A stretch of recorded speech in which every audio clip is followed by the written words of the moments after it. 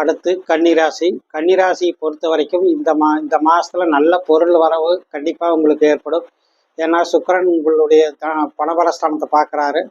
அதுபோக குருவினுடைய மறைமுக தொடர்பு, அதாவது புனர்பூச நட்சத்திரத்தில் குரு இருக்கும்போது கடக ராசியினுடைய நாலாம் பாதம், புனர்பூச நட்சத்திரத்தினுடைய 4ஆம் பாதம் கடகராசியில் இருக்கிற காரணத்தினால அந்த ஒரு தொடர்பும் மறைமுகமாக ஏற்படுற காரணத்தினால உங்களுக்கு பணபரஸ்தானம் வலுக்குது. அதன் காரணமாக உங்களுக்கு பணவரவு ரொம்ப சிறப்பாகவே இருக்கும். இந்த மாதம் முழுவதும் எதிர்பார்த்த பணவரவு, பொருளாதார ஆதாயங்கள், இது சம்பள உயர்வுகள் இதெல்லாம் உங்களுக்கு கிடைக்கும். பதவி உயர்வுகள் போன்றவையெல்லாம் கிடைக்கும்.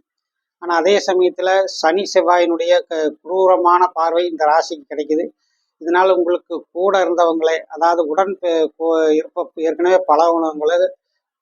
பழகினவங்களே உங்களுக்கு எதிரிகளாக மாதிரி ஏதாவது சில பிரச்சனைகளை அவர்கள் ஏற்படுத்தக்கூடிய வாய்ப்புகள் உண்டு. கூட பழகினவங்க யாரையும் நம்பாத இருப்பது நல்லது. புதிய நண்பர்களை நம்பாதீர்கள்.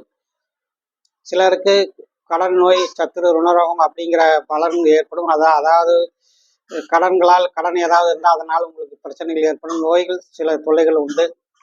சனி செவ்வாயின் நேரடி பார்வை உங்களுக்கு ராசி கிடைப்பது அவ்வளவு சிறப்பானதாக இல்லை. ஆரோக்கியத்தன்மை சற்று பாதிப்பு ஏற்படும்.